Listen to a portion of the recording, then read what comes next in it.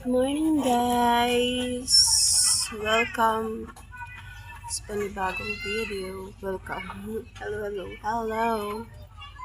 Paliligo ko lang pero may stress na naman ako. Alam mo kung bakit? Alam nyo kung bakit. Kasi dumami na naman siya. Mm. Mm. Kumintab na nga yung noo ko. Tsaka hindi ito ko kumintab na dahil doon sa ginamit ko sa bumalik na naman ako. Kabila. Ano yan? Pan egg. Dalawa. Bili tayo Shanghai, boy. Bili tayo Shanghai. Oh, dalawa. Tapos, ayun, diba? Stress ako. Tapos, binalik ko na naman yung ginagamit ko sa pimples kasi tinigil ko siya kasi wala na tumutubo. So, okay na. Masaya na ako. Ngayon meron na naman siya. Tapos, ibalik ko na naman siya. Tinigil ko yung sabon tsaka yung serum. Tapos, yung tone, tinigil ko kasi wala na yung ko sa mukha hanggang likod, hanggang dito wala na. Pero ngayon tumutubo. Ayun, yung mga ilan-ilan, di ba? Tapos ito na naman sa mukha ko, dumami na naman siya. So ito lang talaga yung nagpapatanggal sa aking tigyawat. Tsaka yung sabon nito. Nakita ba? Kita ba? O, kailangan ko yung ganyan. Zoom ng ganyan. Kita ba? Ayaw. Basta ito siya. Dermo Republic. Medyo pricey siya guys. Pero effective siya pag may tigyawat ka. Effective talaga siya. Serum siya. Tapos may toner to eh. Kaya lang hindi pa dumarating yung toner ko. Hindi kasi siya sabay-sabay dumating. Yung sabon neto nagamit ko na. Kaya yung kumintab yung noo ko. Ayan o. Medyo yung dito na maliliit wala na. Kasi binalik ko na naman siya. So titira na lang ito yung malalaki. Kaya parting may pimples yun. Ang sakit kasi sa mukha, diba, kapag tinitigyawat ka na naman. So, kailangan mo ng solusyon. Hindi naman ako nagpapaganda, hindi rin ako nagpapaglow ng face, at hindi rin ako skincare routine ng kahit na ano-ano. Gusto ko lang talaga mawala yung tigyawat ko. Pero pag nawala naman siya, tinitigil ko rin naman, diba? Nasa hormones ko to kasi alam mo bakit. Yung pag nire-regla ako, ganun, dumadami siya. Tapos lagi pa ako na-expose sa labas kasi nga di ba namamalete ako. Kaya need ko ng solusyon. Pero ito talaga, hindi na ako magpapalit ng iba. Ito talaga lagi kong ginagamit. Tinitigil ko lang siya pag nawawala ng tigyawat. Tapos, ito rin yung sunscreen ko. Ito matagal na talaga. Hindi talaga siya agad nauubos. Nagamit ko siya.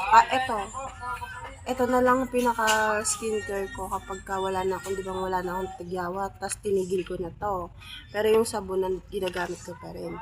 Tapos, di ko na rin ginagamit yung toner. Ito na yung ginagamit ko palagi. Sabon tsaka ito. Pag nawala na yung mga tigyawat ko, tinitigil ko to kasi pag may tigyawat lang naman talaga siya nilalagay. Meron ka pala ako dito sa may balikat. Kaya nilagyan ko yung buong mukha pa, yung ibang parts na walang kasi may makirot siya kasi may tigyawat. Parang may alam niyo may tutubong tigyawat. So may tigyawat lang kasi talaga siya. Nilalagay sa litig yata yung dito sa lagyan. Nabot ko dito hanggang sa leeg kasi dito meron Yun. Diba? Nakaka-stress pag meron. Tapos ito na yung sunscreen ko. Kahit hindi ako, kahit hindi ko nagamitin ito pag wala na akong tigyawat, sunscreen na lang ginagamit ko. Kasi hindi pwedeng walang sunscreen yung mukha ko. So, matagal ko na ito ginagamit. Kaya, tinan mo, na siya. Nakalagay kasi siya sa makeup kit. Kasi talagang ano siya, yung tag to, yung talagang pinag-isipan para lang talaga siya sa mga sensitive yung skin, tapos mga may tigyawat, ganun. Pang ganun lang siya, hindi siya yung parang typical na kung siguro kung mag-glow ka, kung siguro gaganda ka, bonus na lang siguro yun eh. Pero yung gaganda parang malabo mangyari sa akin. Char. Bonus na lang talaga siya. Tapos hintayin ko na siya matuyo. Ayun, mabilis na siya matuyo sa mukha. Tapos parang kala mo may ilaw yung mukha. Ilaw yung mukha mo. Ito ba naman, di ba, tubuang ka tigyawat, hindi ka gagawa ng solusyon para mawala yun. Di ba, nai-stress na. Hindi na kasi tumatalab sa akin yung mga dati kong ginagamit, dati nung para mawala yung tigyawat ko. Tapos naghanap ako ng iba, tapos tinry ko yung Glow Babe. Oo, mag-glow ka nga, magaganda ka. Pero yung mga tigyawat ko nandun pa rin. So, feeling ko hindi talaga siya yung sa akin. Tapos nung nahanap ko to, isang set nito, medyo pricey lang talaga siya. Kaya ginagamit ko lang siya talaga ito kapag may tigyawat din talaga ako.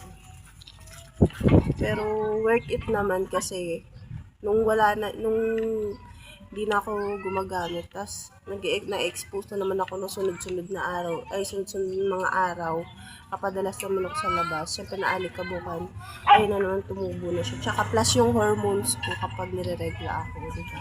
So ibabalik ko na naman siya. Pag tumubo kasi ang isa, sunod-sunod na siya, dumadami. Diba? So, isang malaking problema ko siya. So, kailangan ko ng solusyon.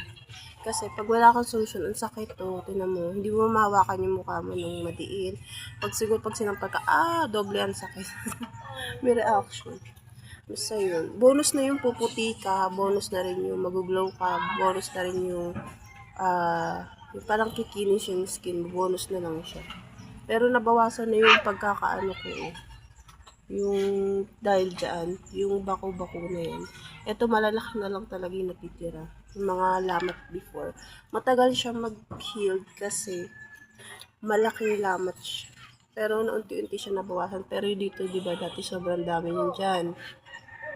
Yung mga scar, maliliit dito. Tapos, ang daming tigyawat dyan. Hanggang dito sa leeg. Tapos dito sa noo, dito sa mga gilid dito. Ngayon, wala na siya. Yung ibang scars, nag-heal siya dahil din sa ginagamit ko. Ito lang talaga, set na siya. Hanggang sa sunscreen. Hindi na ako gumagamit ng iba. Talagang dermo science. Parang dermo ano siya. Parang sa mga dermatologists, yung mga ganun. Parang nire-recommend nila siya sa mga talagang ano lang. May mga acne, may mga problema sa balat. Yun. Siguro kung ano, yung hindi ko lang sure kung pwede siya sa kilikili ng maitim or silicone maitim. Pero recommended siya sa may mga acne, scars, tsaka sa scars, hindi naman siya agad-agad totally na pagpahid mo mawawala. Siguro aabutin siya ng mga ilang linggo bago unti-unti siya mag-heal. Pero effective kasi nag-heal yung mga maliliit ko dito. Nabawasan na siya pero madami talaga yun sa totoo lang. So, recommended ko siya talaga sa mga may acne. Pero, depende sa inyo. Check nyo pa rin kung talagang hiyang kayo o hindi. Ako kasi sa ibang product, hindi talaga nahiyang kasi sabi mo pang acne daw yun. Tas, plus bonus na doon makakapag-glow ka. Pero hindi naman siya nag-glow. Ay, nag-glow siya, pero hindi naman natanggal. Lalong dumami. So, ito talaga ang perfect. Yung soap neto, tas ito nga pala siya, ano pala siya, 10% yung pinili ko kasi yung 5%, oo, nakakatanggal din siya pero hindi totally, kasing bilis nito. Ito kasi mas mabilis at saka mas grabe kasi ang tigyawat ko pagka talagang tinubuan ako. Ayun, ang lalaki, diba? So, 10% ang pinipili ko kasi talagang mas concentrated siya sa tigyawat.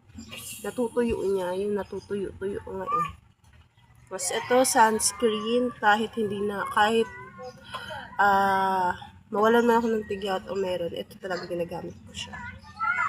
SPF 30. Yung sabon, tsaka yung toner nito. Kasi yung toner hindi pa dumadating kasi nga di ba kakatubo lang yung mga ko, nag-order ako. Pero etong sunscreen, matagal ko na siyang ginagamit. Tinitipid ko lang kasi nga, medyo mahal siya guys. Sobrang mahal. Pero sulit siya kapag ginamit mo kasi yung mga ganyan-ganyan mo. Na ano niya talaga, nababawasan niya. Natutuyo. Walang naiiwang peklat. Natutuyo. Yung mga tinuyo niya dito sa baba, natanggal, nabawasan.